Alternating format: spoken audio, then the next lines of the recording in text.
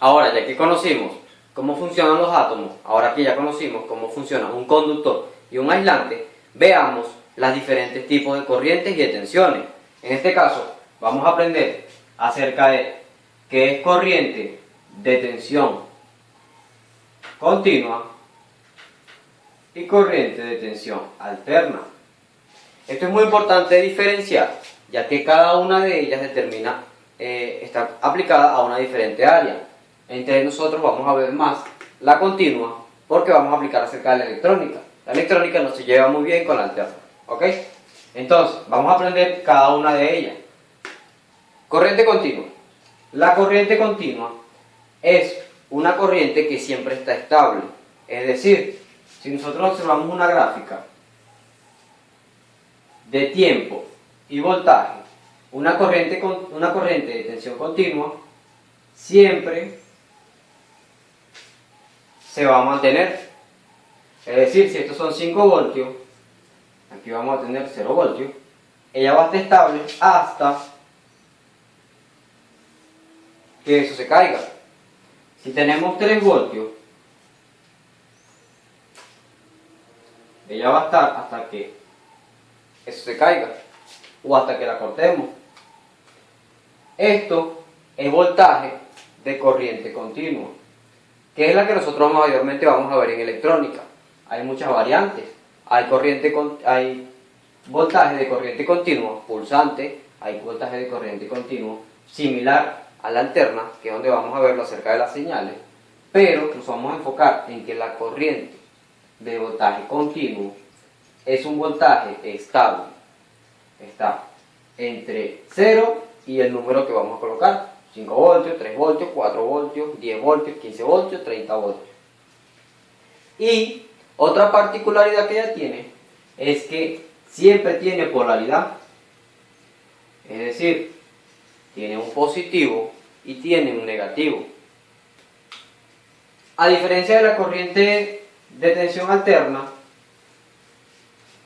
esta no posee un positivo y un negativo estable. Si observamos la misma gráfica de tiempo y voltaje, vamos a ver lo que se llama una onda senoidal. Esto es una onda senoidal y de esta manera es como se comporta gráficamente, o como se observa gráficamente cómo funciona la corriente alterna. Entonces, este tipo de corriente no tiene una polaridad exacta. ¿Por qué? Porque acá tenemos 0, acá tenemos, suponiendo que un voltaje de casa, que es donde más vemos alterna, serían 110 voltios aproximadamente. Y aquí tenemos menos 110 volts. ¿Qué quiere decir esto? Que esto cambia de polaridad. Aquí es positivo, negativo, luego la invierte. ¿Ok? Por eso no se lleva muy bien con la electrónica, porque este cambio de polaridad en los semiconductores no funciona. Esta llamada onda senoidal sucede cada 60 veces cada segundo, dependiendo del país. Esto es para Sudamérica. Para Europa creo que son 50 veces por segundo. Este es el tipo de corriente de tensión alterna. Ya vimos el tipo de corriente de tensión continua, que es la que nosotros vamos a usar. Esto es muy importante aprenderlo para diferenciar. ¿Por qué? Hay muchos tipos de cargadores para tipos de diferentes routers y diferentes amplificadores que funcionan con 12 voltios, pero de alterna. Entonces, no vaya a ser que en alguna electrónica nosotros apliquemos un voltaje alterno a una fuente de alimentación o a una electrónica que necesita continuo. Otra particularidad que tienen estos dos tipos de tensiones es, aparte de cómo se ven, no se miden en el multímetro en la misma escala. ¿Por qué? Para esto se necesita unos determinados componentes y para esto se necesitan otros determinados componentes. Si nosotros colocamos nuestro multímetro en la escala de continua y medimos alterna, lo vamos a dañar automáticamente. Por eso es importante aprenderse los símbolos. Este mismo símbolo lo vamos a ver en el tester. Pasemos al tester para ver cómo se simboliza.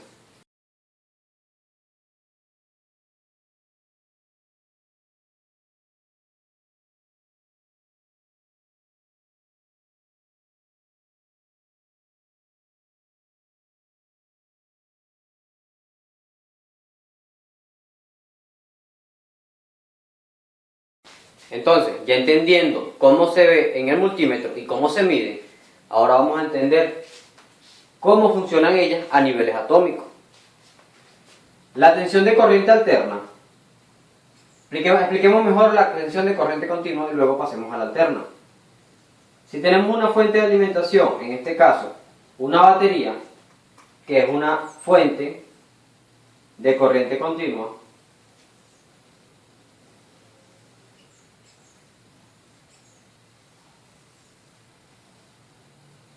suponemos que tenemos una carga cualquiera, esto puede ser un motor, un bombillo, lo que sea. A nosotros nos interesa el movimiento de los electrones en este tipo de corriente. Acá los electrones se desplazan del punto A al punto B, es decir, de un polo de la batería al otro polo de la batería. Socialmente ya nosotros conocemos que se mueven de positivo a negativo, pero como lo vimos en las clases anteriores, ya sabemos que no es así, que es al revés, que es de negativo a positivo, pero como es equivalente matemáticamente, se dejó de esa manera. Pero partiendo de la misma teoría que ya conocemos desde hace mucho tiempo, sigamos con eso. Sigamos con la teoría de que ellos se mueven del polo positivo al polo negativo. Entonces, en la tensión de corriente alterna, continua, ellos se mueven del punto A al punto B, es decir, del positivo pasan por donde van a pasar. Esto puede ser un LED, puede ser un foco, puede ser un motor, puede ser lo que sea. Pasan por ellos y se vuelven hasta el negativo. Tienen todo este recorrido. Esa es una característica de la tensión de corriente continua. Y por ella, y por ende, por esta misma característica, no es rentable para largas distancias, debido a que, como ya vimos en los temas de los conductores, existe una resistividad, y esta resistividad va agotando los electrones. Y como ya vimos en el mismo tema de los conductores, entre más largo sea el tramo, más tensión hay que aplicar. Entonces, si nosotros queremos llevar de una ciudad a otra corriente continua, como pasaba en la época de Thomas Edison, que solamente había corriente continua, habría que tener en medio de ese tramo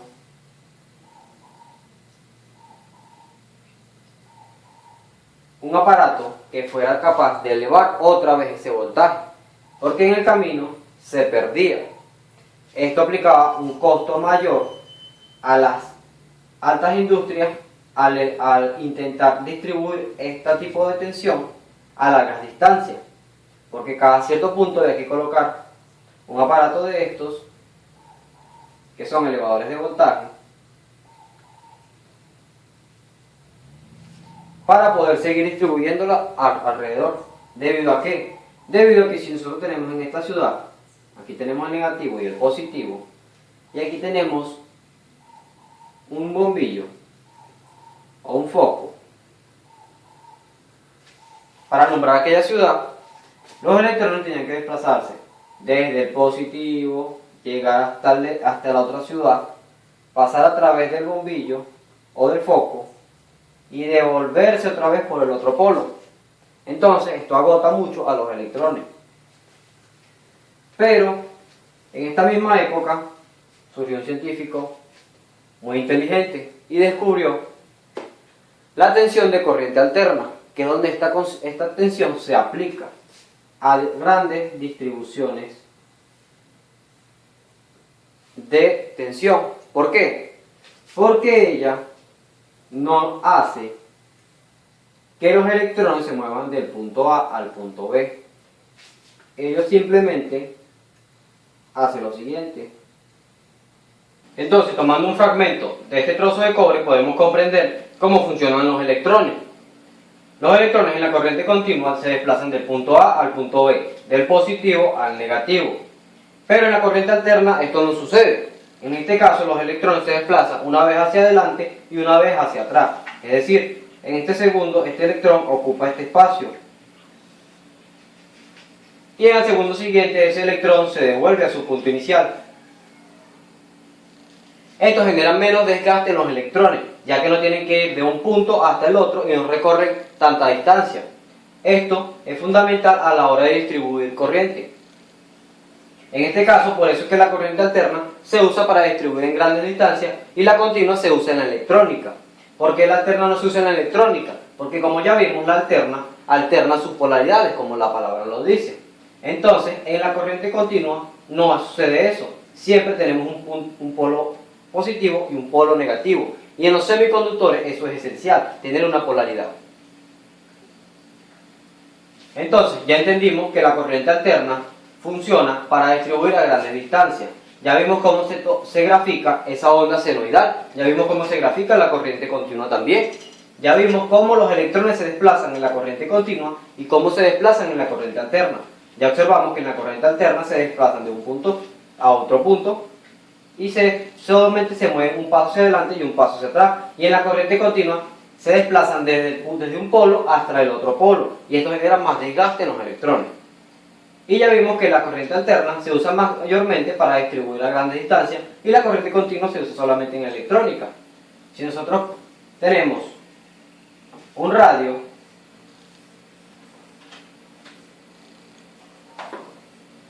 este radio toma la corriente alterna y dentro de sí sus componentes semiconductores son capaces de transformarla en corriente continua.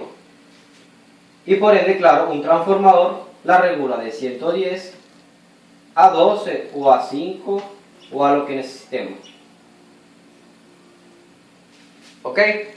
Entonces, es muy importante que tengamos muy eso en claro para los temas siguientes. Ya sabemos cómo funciona un átomo, ya sabemos cómo se comportan los electrones, los protones y los neutrones. Ya vimos cómo funciona un conductor y un aislante. Y ahora ya vimos cómo funciona la corriente continua y la corriente alterna.